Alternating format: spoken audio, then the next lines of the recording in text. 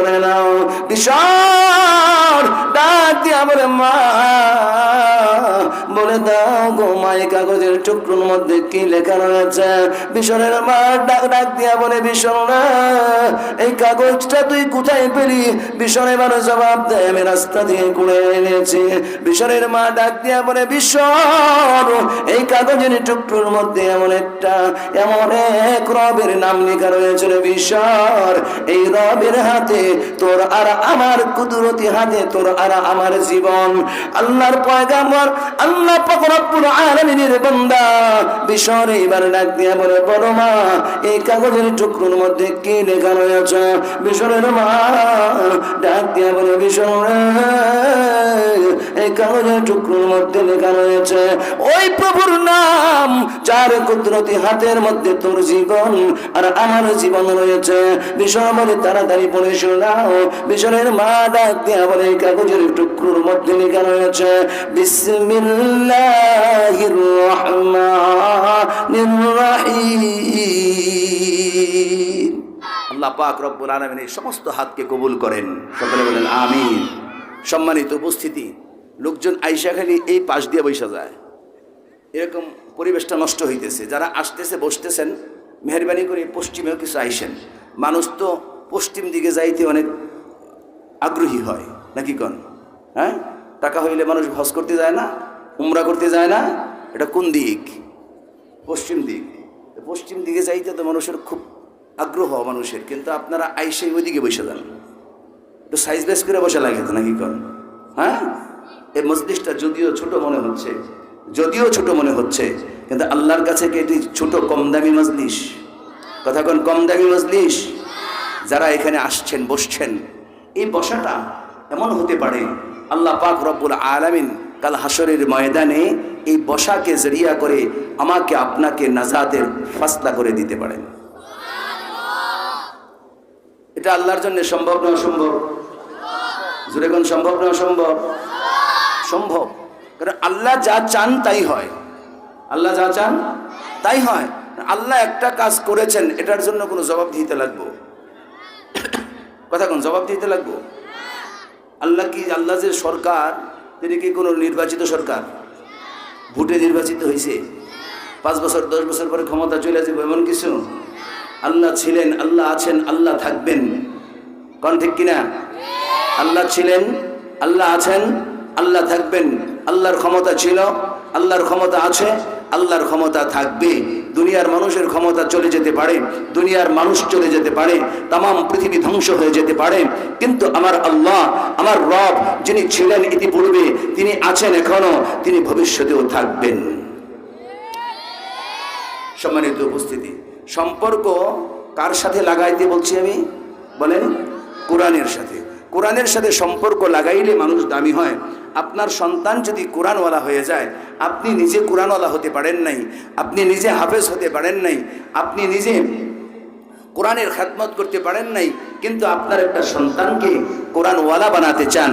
এই যে চাওয়া, এই যে নিয়ত করলেন, এই নিয়তের কারণে কাল হাসরের ময়দানে আল্লাহ পাক রব্বুল আলামিন আপনাকে হাফেজ কোরআনের পিতা হিসেবে আপনার মাথায় নূরের টুপি পড়াইয়া দিবে। হাফেজ কোরআনের পিতা মাতার দাম আছে না নাই? এখন দেখবেন এক জাতীয় লোক বলবে, আরে কিসের মাদ্রাসার মাঝে দাও, এই মাদ্রাস লেখাপড়া কইরা এই 7,000 8,000 টাকা বেতনের চাকরি ইমামতি ছাড়া আর কোনো গতি আছে? কথা কয় না, গতি আছে? হ্যাঁ, গতি নাই। বুঝায় শয়তান, বুঝায় আরেকটারে, বলাটারে শয়তানে বুঝায় কনভার্ট করে। আর যাও না, দেওয়ার দরকার নাই। আপনারা বুঝে থাকলে বলুন, এই বাংলা তথা তাম পৃথিবী তালাশ করলে কোথাও কোনো রাষ্ট্রে, কোথাও কোনো দেশে, কোথাও কোনো শহরে, কোথাও কোনো এলাকায় এমনকি কাউকে দেখা যাবে যে এই ব্যক্তিটা হাফেজে কোরআন কিন্তু রিক্সা চালায়, এই ব্যক্তিটা হাফেজে কোরআন মানুষের জমিনে বাড়িতে বাড়িতে কামলা দেয়, এমন কোনো নজির বাংলা তথা তাম পৃথিবী তালাশ করলে পাওয়া যাবে না। কিন্তু তাম পৃথিবী না, এক মহল্লা তালাশ করলে পাওয়া যাবে। মাস্টার্স কমপ্লিট করা, MA BA পাস, বিভিন্নভাবে ডিগ্রি অর্জন করেছেন, চাকরি নাই, গোপনে গোপনে রাতের আধারে রিক্সা চালাতে হয়। ও মুসলমান, তুমি জানিয়ে রাখো, এই কালাম এমন একটা কালাম, এই কোরআন এমন একটা কোরআন, যে সিনার মধ্যে এই কালাম থাকবে, এই কোরআন থাকবে, ওই সিনাকে আল্লাহ তাআলা কোনোদিন বেইজ্জতি করতে পারে না।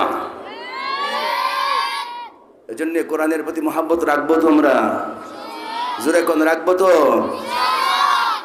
আমি তো আমার যে সময়, এই সময়ে বয়ান হয় না, আমার আবার আরেকটা বয়ান আছে, আমি ওইখানে চলে যাবো।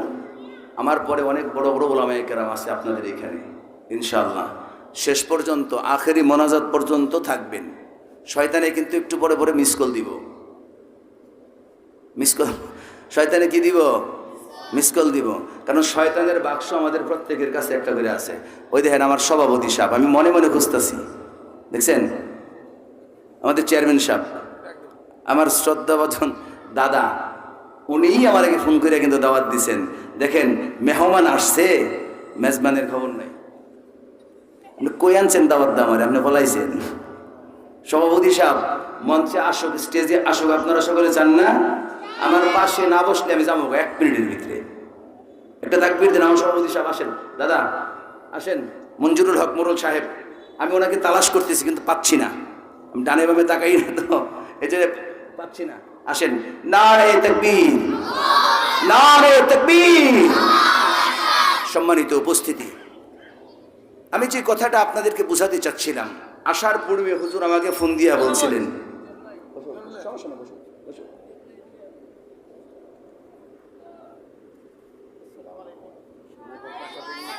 না আমার যে সময় দিয়েছেন আমি সময় পর থাকবো না দাদা, আমার 30 মিনিট সময় দিয়েছেন, আমার সময় শেষ হয়ে গেছে, ঠিক আছে? আমার সময় যা দিয়েছেন আমি আর বেশি থাকবো না। সম্মানিত উপস্থিতি,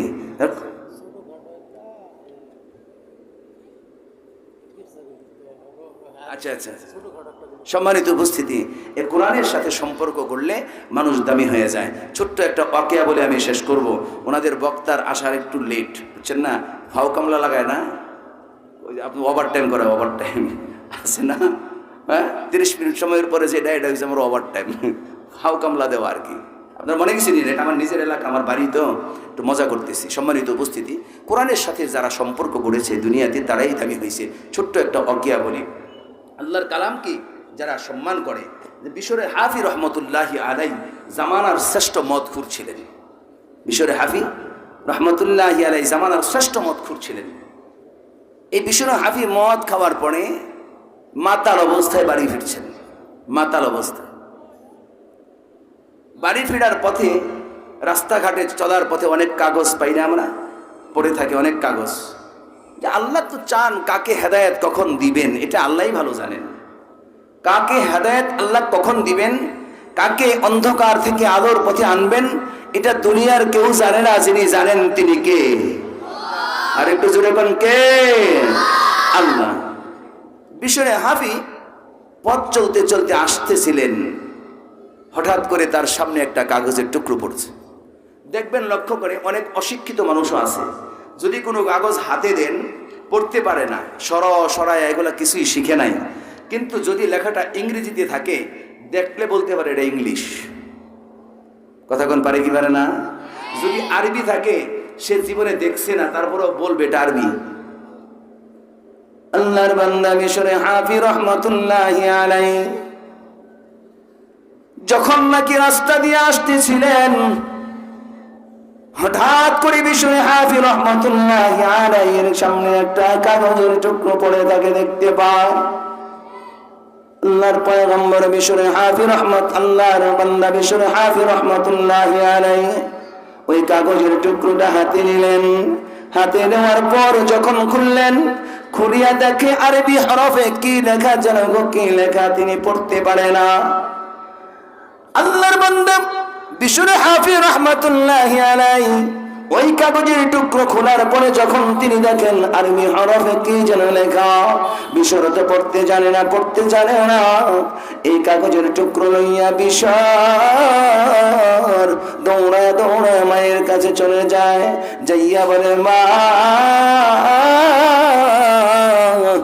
দেখো গো মা, এই কাগজের টুকরোর মধ্যে আরবি হরফে যেন কি লেখা দেখা যায়।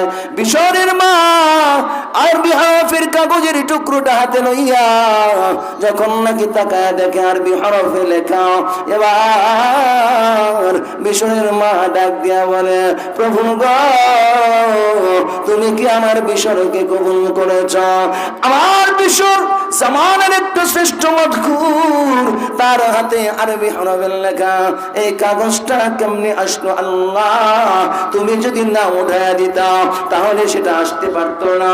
এবার তার মা আল্লাহ পাক রব্বুল আলামিনের কাছে বলে, প্রভু গো, আমার বিশরকে তুমি